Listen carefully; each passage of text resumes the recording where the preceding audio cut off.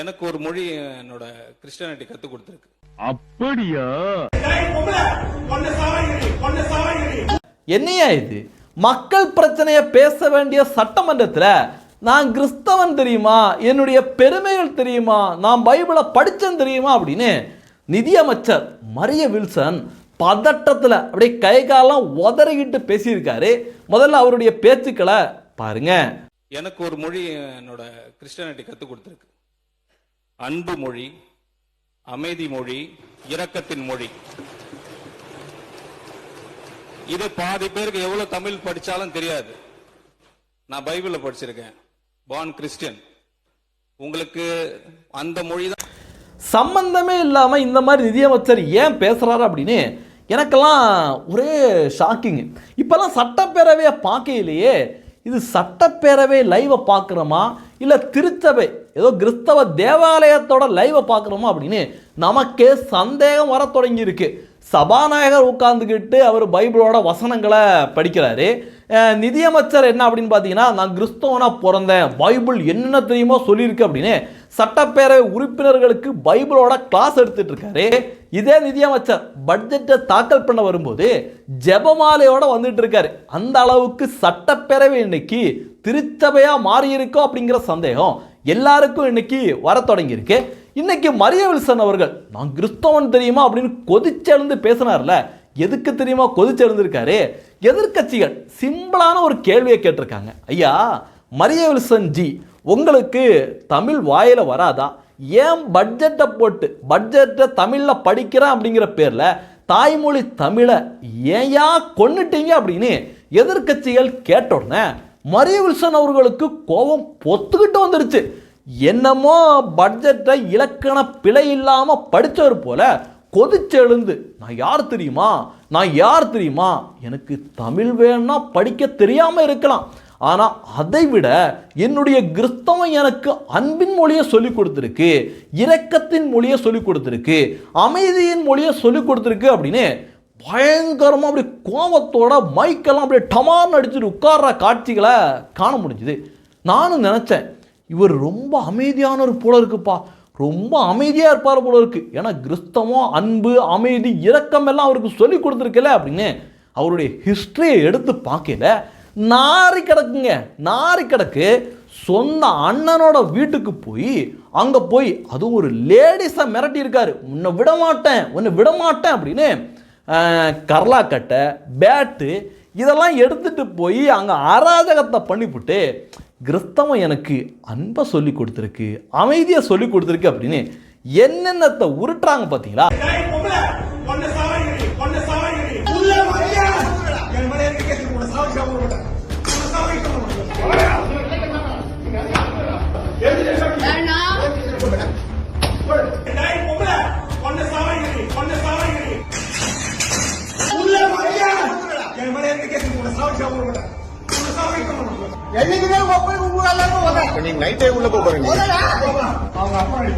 ஒருவேளை பாரதிய ஜனதா கட்சியோட சட்டமன்ற உறுப்பினர் பகவத்கீதையை மேற்கோள் காட்டி பேசியிருந்தாலோ, ராமபிரானோட போட்டோவோட சட்டப்பேரவைக்குள்ள வந்திருந்தாலோ, இந்நேரம் தமிழகத்தில் இருக்கின்ற இந்த ஓசிசோர் வீரமணியாக இருக்கட்டும், இந்த திருமாவளவனாக இருக்கட்டும், இந்த மாதிரி கேங்களை என்ன பண்ணியிருப்பாங்க, தரையில் படுத்து உருண்டிருப்பாங்க. ஐயோ ஹிந்துத்துவம் பூத்துறாங்க, சட்டப்பேரவைக்குள்ள பகவத்கீதையை பற்றி சொல்லிட்டாங்க, இதெல்லாம் நடக்குமாங்க, இது மதசார்பற்ற நாடுங்க, அதுவும் தமிழகத்தில் இப்படி பேசலாமா, இதெல்லாம் ஈவே ராமசாமியோட மண்ணு தெரியுமா அப்படின்னு பொங்கி எழுந்திருப்பானுங்க. ஆனால் எவனையுமே காணும், எல்லா பயிலும் உயிரோட இருக்காங்களா இல்லை எங்கே போனாங்கன்னு தெரியல, மயான அமைதியோடு இருக்காங்க. அதுவும் இந்த மரிய வில்சன் சொன்னது சாதாரண விஷயம் கிடையாது.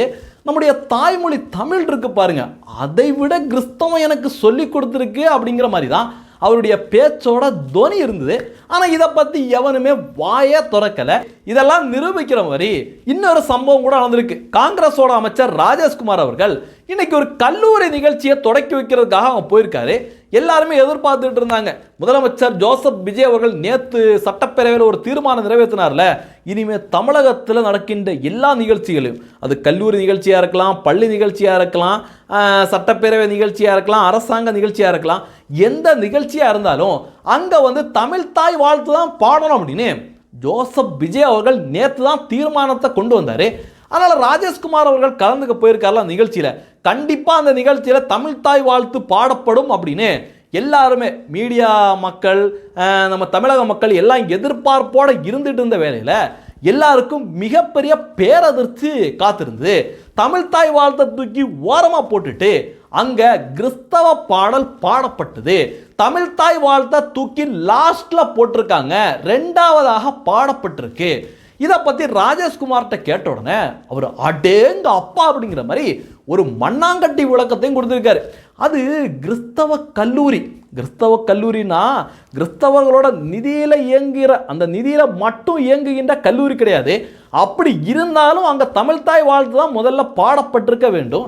அது நம்ம தமிழர்களோட, நம்ம தமிழக மக்களோட வரிப்பணத்தில் இயங்கக்கூடிய அங்கே இருக்கின்ற ஆசிரியர்களுக்கு சம்பளத்தை தமிழக அரசாங்கம் தான் கொடுத்துட்ருக்கு. அப்படிப்பட்ட கல்லூரியில் தமிழ் தாய் வாழ்த்து புறக்கணிக்கப்பட்டு கிறிஸ்தவ பாடல் பாடப்பட்டிருக்கு. ஆனால் ஒருத்தன் கூட வந்தே மாதர பாடலை, தேசபக்தி பாடலை, நம்முடைய சுதந்திர வேட்கையை தட்டி எழுப்பிய வந்தே மாதர பாடலை பாடணும்னு சொன்ன உடனே இந்த திருமாவளவன், இந்த வன்னியரசு, இந்த ஓசிசோர் வீரமணி, இந்த தகரமுத்து கவிதையாக எழுதி தள்ளுவாப்பிள்ளைய இந்த தகரமுத்து, ஸ்டாலினி, உதயநிதி ஸ்டாலினி எல்லாருமே உருண்டு பிறண்டு ஐயோஹோ தமிழ் தாய் வாழ்த்தை இனிமே எப்போ பாட போகிறோம், வந்தே மாதரத்தை பாடினா சிறுபான்மையர் மனசு வேதனைப்படுமே அப்படின்னு எல்லா பயலும் கதறினானுங்க. ஆனால் இன்னைக்கு நம்முடைய தமிழ் தாய் வாழ்த்தை புறக்கணிச்சுட்டு ஒரு கிறிஸ்தவ பாடல் பாடப்பட்டிருக்கு.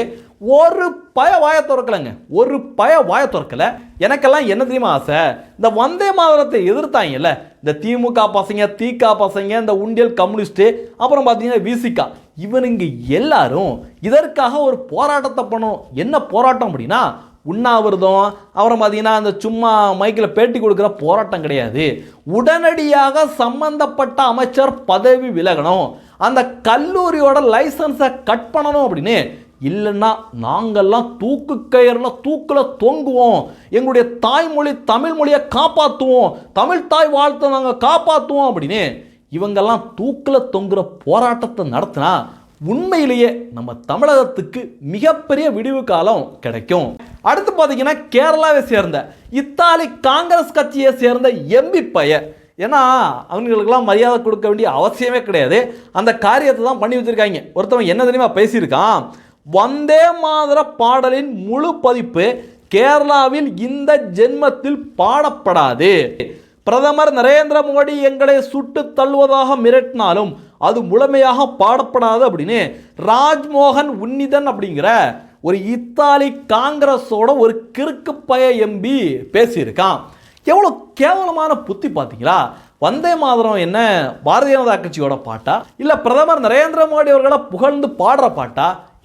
அது தேசத்துக்கான பாடல், பாரத தேசத்தோட சுதந்திர வேட்கையை தட்டி எழுப்பின பாடல். அப்படிப்பட்ட பாடலை இந்த மதவரை பிடித்த பயிலோ பாட மாட்டேன் அப்படின்னு சொல்லிட்டு இருக்காங்க பார்த்தீங்களா? இவங்களெல்லாம் பிரைம் மினிஸ்டர் நரேந்திர மோடி அவர்கள் சுட்டு தள்ளினா கூட எந்த இந்தியனும், உண்மையிலே இந்திய உணர்வோடு இருக்கின்ற எந்த இந்தியனும் கண்டிப்பாக எதிர்ப்பை தெரிவிக்கவே மாட்டாங்க. அடுத்து பார்த்தீங்கன்னா இத்தாலி காங்கிரஸோட தோல்வி மன்னன் அப்படின்னு சொல்லலாம். அந்த தோல்வி மன்னன் ஒரு கருத்து ஒன்றை சொல்லியிருக்கு. பப்பு ராகுல் பூந்தி படிக்கிறீங்களுங்க, தேர்தலில் பாஜகவை தோற்கடிப்பது மட்டுமே தீர்வாகாது, சமூக கட்டமைப்புகளை சிதைக்கும் RSS அமைப்பை அழிப்பதே இறுதி இலக்காக இருக்க வேண்டும் அப்படின்னு பப்பு ராகுல் பூந்தி பேசியிருக்குங்க. இதெல்லாம் பார்க்கல எவ்வளோ காமெடியாக இருக்கு. பப்பு ராகுல் பூந்தி, உன்னுடைய பரம்பரைகள் நேரு மாமாவிலிருந்து தொடங்கி இந்திரா பூந்தி வரைக்கும், ஏன் சோனியா பூந்தி வரைக்கும் பயங்கரமாக முயற்சி பண்ணி பார்த்தாங்க. உனக்கு மக்களோட ஆதரவும் கிடையாது, மக்கள் உனக்கு ஓட்டு போடவும் கிடையாது, சொந்த தொகுதியிலேயே மக்கள் உன்னை செருப்பால் அடிக்கிறாங்க. நீ எல்லாம் பேசிகிட்டு இருக்க பார்த்தீங்களா? 400 சீட்டை மக்கள் அள்ளி அள்ளி கொடுத்த நேருவாலே முடியலை, ராஜீவ் காந்தியாலே முடியலை, இந்திரா காந்தியாலே அது முடியலை. இனிமேல் உனக்கு அப்பனுக்கு அப்பன் ஏன் வந்தாலும் RSS தொடக்கூட முடியாது. ஏன்னா மக்களுக்காக மக்களோட இணைஞ்சு எந்தவித ஒரு சின்ன சுயநலம் கூட இல்லாத ஒரு இயக்கம் வேலை பார்க்குதுன்னா அது ஆர்எஸ்எஸ் தான். ஆர்எஸ்எஸ் அப்படிங்கிறது பாரத தேசத்தோட புண்ணிய இயக்கம். ஆர்எஸ்எஸ் தொடர்றதில்ல. ஆர்எஸ்எஸோட நிழலை கூட பப்பு ராகுல் பூந்தி ஒன்னாலையும் தொட முடியாது, இத்தாலி காங்கிரஸ் கட்சியாலையும் தொட முடியாது அப்படிங்கிறது தான் நிதர்சனமான உண்மை. அடுத்து பார்த்தீங்கன்னா தமிழக சட்டப்பேரவையில் தொடர்ந்து தீர்மானங்களை நிறைவேற்றி தள்ளிக்கிட்டு இருக்காங்க. தொடர்ந்து தீர்மானங்கள் தான். நேற்று ஒரு தீர்மானங்களை போட்டாங்க, இன்னைக்கு வேற நீட் வேண்டாம் அப்படின்னு தீர்மானம். எத்தனாவது தீர்மானம் தெரியல. நீட்டுக்குனே கிட்டத்தட்ட திமுக ஆட்சி அதிமுக ஆட்சி அப்படின்னு ஏகப்பட்ட தீர்மானங்களை தொடர்ந்து போட்டுட்டு இருக்காங்க. அடுத்து பார்த்தீங்கன்னா FCRAக்கு எதிராக இன்னைக்கு ஒரு தீர்மானத்தை விஜயோட அரசாங்கம் கொண்டு வந்திருக்காங்க. அந்த தீர்மானத்தில் பேசல பள்ளிக்கல்வித்துறை அமைச்சர் ராஜ்மோகன் என்ன தெரியுமா பேசியிருக்காரு? மத்திய அரசின் FCRA மசோதா தொண்டு நிறுவனங்களை பாதிக்கும், சிறுபான்மையினரின் நிறுவன சொத்துக்களுக்கு பாதிப்பு ஏற்படும். ரொம்ப கண்ணீர் விட்டு அப்படியே கண்ணீரை வடிச்சிருக்காரு. இந்த மசோதாவிற்கு தமிழ்நாடு அரசு தனது கடும் ஆட்சேபனையை தெரிவித்துக் கொள்கின்றது. அப்படியா? கடுமையான ஆட்சேபனையை தெரிவிச்சுக்கிறீங்களா? ஐயோ பாவம், தூக்கி ஓரமாக போட அப்படின்னு பிரைம் மினிஸ்டர் அவர்கள்லாம் இதெல்லாம் லெஃப்ட் ஹேண்டில் டீல் பண்ணி கண்டிப்பாக இந்த FCRA சட்ட திருத்தத்தை கண்டிப்பாக கொண்டு வர போகிறாங்க. இந்த சட்ட திருத்தத்தை நம்மலாம் அதில் என்ன இருக்குது ஏது அதெல்லாம் ஒவ்வொரு இந்தியரும், இந்தியா மீது பற்றுள்ள ஒரு இந்தியனும் படிக்க வேண்டிய அவசியமே கிடையாது. ஏன்னா இன்னைக்கு ராஜ்மோகன் சொல்கிறார்ல, லிஸ்ட்டு போட்டு இந்த விஷயத்தை சொல்கிறார்ல, இதை தான் அமெரிக்காக்காரனும் சொல்லிகிட்டு இருக்கான். ஐயோ இந்த சட்டத்தை இந்தியாவில் கொண்டு வந்தால் இங்கேருந்து நாங்கள் கொடுக்குற ஃபண்டெல்லாம் அங்கே சிறுபான்மை சமூகத்துக்கு போய் சேராது, ஐயோ அவங்களாம் ரொம்ப கஷ்டப்படுவாங்க அப்படின்னு அங்கே அமெரிக்காக்காரன் நீலிக்கண்ணீர் எடுத்துகிட்டு இருக்கான். இங்கே பார்த்தீங்கன்னா உண்டியல் கம்யூனிஸ்ட்டு இத்தாலி காங்கிரஸ் எல்லா பயிலும் நீலிக்கண்ணீர் வடித்து இந்த சட்ட திருத்தத்தை எதிர்த்துக்கிட்டு இருக்காங்க. அதனால் இவங்க எல்லாம் எதிர்த்தாலே அந்த சட்டத்தை கொண்டு வர்றது தான் சரியாக இருக்கும்.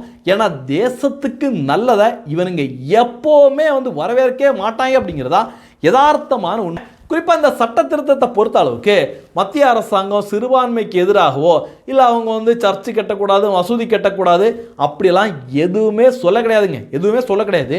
ஒரே ஒரு விஷயத்தை மட்டும் சொல்லியிருக்காங்க, ஐயா நீ பணம் வாங்குறல்ல அந்த பணத்துக்கு ஒழுங்காக கணக்கை காட்டு, எங்கள்கிட்ட ஒரு குறிப்பிட்ட வருஷத்துக்கு ஒரு வாட்டி அந்த கணக்கை சப்மிட் பண்ண அப்படிங்கிறது தான் மத்திய அரசாங்கம் சொல்லியிருக்கு. நேர்மையாக அந்த ஃபண்டை எடுத்து இங்கே கல்வி கொடுத்து இங்கே இருக்க ஏதாவது ஒரு நல்ல விஷயங்களை செய்கிறவங்களா இருந்தால் கணக்கை காட்டிட்டு போகலாம்ல. அதுதான் இவங்களுக்கு இடிக்குது. ஏன்னா அங்கேருந்து பணத்தை வாங்க வேண்டியது, இங்கே பணம் கொடுத்து மதம் மாற்ற வேண்டியது, அந்த வேலை தான் நடந்துகிட்டு இருக்கு. அதனால தான் எல்லா பயிலும் பயங்கரமாக கதறிட்டு இருக்காங்க. ஆனால் பிரைம் மினிஸ்டர் நரேந்திர மோடி அவர்கள் இதுக்கெல்லாம் பயப்படவே மாட்டார். இன்னைக்கு சட்டப்பேரவையில் வன்னியரசு ஒரு கருத்தோன்னு சொல்லியிருக்கு, படிக்கிறேன் கேளுங்க. வக்பு வாரிய சட்ட திருத்தத்தை கொண்டு வரப்பட்ட போது கிறிஸ்தவர்கள் உள்ளிட்ட அனைவரும் அமைதியாக இருந்தார்கள். இன்று கிறிஸ்தவர்களுக்கு எதிராக சிறுபான்மையருக்கு எதிராக தீர்மானத்தை முன்மொழிந்திருக்கும் போது நாடு அமைதியாக இருந்தால் நாளை என்ன வேண்டுமானாலும் நடக்கலாம் அப்படின்னு இவங்கெல்லாம் ஒரு ஹிந்து தலித் அப்படிங்கிற போர்வைக்குள்ள மறைஞ்சு நிற்கின்ற கிறிஸ்தவர்கள் அப்படின்னு சொல்லலாம். அந்த அளவுக்கு முழுக்க சிறுபான்மை தாஜால இவங்கெல்லாம் இறங்கியிருக்கிறத பார்க்கல படு கேவலமாக இருக்குங்க, படு கேவலமாக இருக்குது. அடுத்து பார்த்தீங்கன்னா மிகவும் மகிழ்ச்சியான ஒரு செய்தி ஒன்று வந்திருக்கு. மம்தா பானர்ஜி வெஸ்ட் பெங்காலில் ஒரு ஏரியாவுக்கு பார்வையிட போயிருக்காரு. அங்கே மம்தா பானர்ஜி போன உடனே அந்த மக்கள், ஏன்னா கிட்டத்தட்ட ஒரு 15 வருஷம் அந்த மக்களை கொடுமைப்படுத்தி சிறுபான்மை தாஜா பண்ணி மம்தா பானர்ஜி பயங்கர அராஜகத்தை பண்ணிட்டு இருந்திருக்கு. அந்த கோபத்தை அந்த கிராம மக்கள் மம்தா பானர்ஜியை பார்த்தோன்னே சாணியை குளத்தை அடிச்சிருக்காங்க. நல்ல வேலை இந்த காரோட கிளாஸெல்லாம் ஏற்றி இருந்ததுனால மம்தா பானர்ஜியோட முகத்தில் படலை. அந்த அளவுக்கு கொடூரமான ஆட்சியை மம்தா பானர்ஜி நடத்தியிருக்கு. எவ்வளோ ஹிந்துக்கள் அங்கே கொத்து கொத்தாக மடிஞ்சு போனாங்க. முழுக்க இந்த பங்களாதேஷ்லேருந்து வர்றவங்கள உள்ள விட்டு சிறுபான்மை ஓட்டு பிச்சைக்காக மம்தா பானர்ஜி பண்ணின அராஜகத்துக்கெல்லாம் அளவே கிடையாது. அதனால தான் வெஸ்ட் பெங்கால் மக்கள் இன்னைக்கு குறிப்பாக ஹிந்துக்கள் மம்தா பானர்ஜியை ஓட விரட்டி அடிச்சிட்டு இருக்காங்க.